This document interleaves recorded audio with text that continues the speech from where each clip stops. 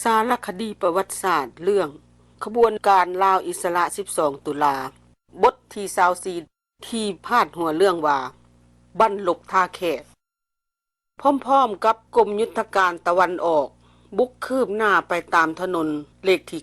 9กรมยุทธการแม่น้ำของซึ่งมีกำลังพล5 กองพันประกอบด้วยทหารปืนใหญ่1 กองห้อย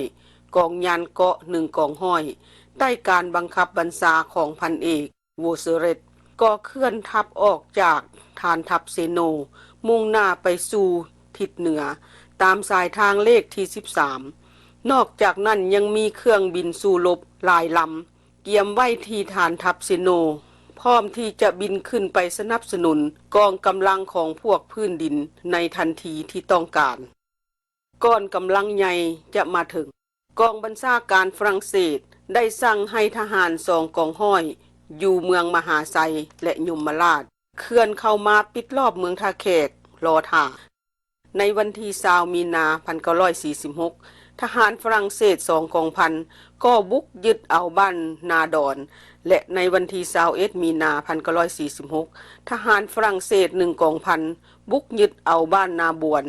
บนเส้นทางเลขที่13ด้านตะวันออกเฉียงใต้ของเมืองท่าแขกและพร้อมกันนั้นทหารฝรั่งเศสจากยมราชโพนติวก็บุกโจมตีเข้ายึดเอาบ้านโดนและเมืองเก่าในขณะที่ทหารฝรั่งเศสบุกโจมตีเมืองท่าแขกเสด็จเจ้าสุภานุวงศ์ในนามผู้บัญชาการสูงสุดได้โทรเลขไปยังท่านอุนสนานิกรให้ส่งกำลังที่ถอนออกจากเมืองสวรรณเขตมาซอยป้องกันเมืองท่าแขกด่วนเพื่อให้การบังคับบัญชาเป็นเอกภาพกันเสด็จเจ้าสุภานุวงศ์ได้จัดตั้งกองบัญชาการผสมลาวเวียดขึ้นฝ่ายลาวมีท่านสิงคโปร์สีโคตรจุลมลีท่านสุคำทัดจุลมลีท่านคำสิงจุลมลีเจ้านิดนอคำท่านบุญฤทธิ์อุดานนท์และท่านมังส่วนทางฝ่ายเวียดนามมีท่านเงวียนจันทร์ท่านเยืองกูตันและท่านตรันหัวกว้างในตอนเช้าของวันที่22มีนา1946เครื่องบินโมรันลำหนึ่งของฝรั่งเศส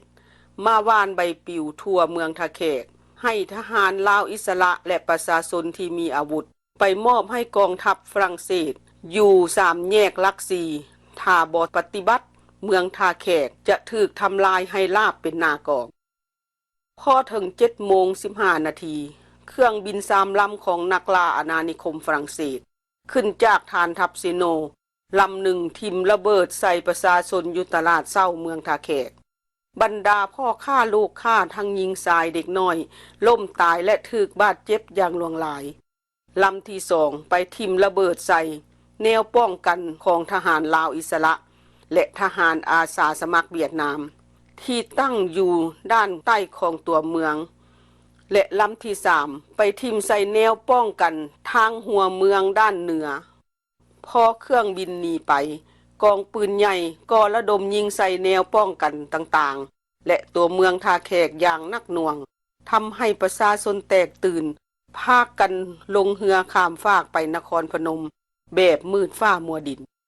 เรือเกือบทุกลำถูกเครื่องบินยิงกาดใส่อย่างห้ายกาดเรือล่มจมลงกลางแม่น้ำของประชาชนเฒ่าแก่น้อยใหญ่จมน้ำตายนับบ่ถ้วนกองปืนใหญ่และเครื่องบินพัดเปลี่ยนกันยิงถล่ม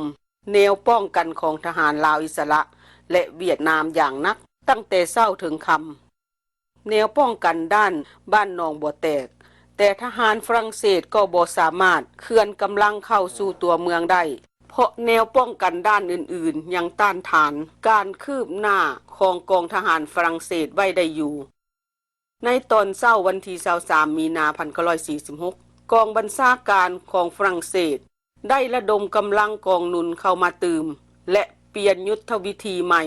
โดยแบ่งออกเป็น2 ปีกหนึ่งบุกเข้าทางด้านใต้การยิงสนับสนุนด้วยปืนใหญ่และเครื่องบินทิ่มระเบิด3 ลำและอีกปีกหนึ่งบุกเข้าทางด้านเหนือที่มีกองพันหมวกเล็กที่มาจากสวรรณเขตรักษาการ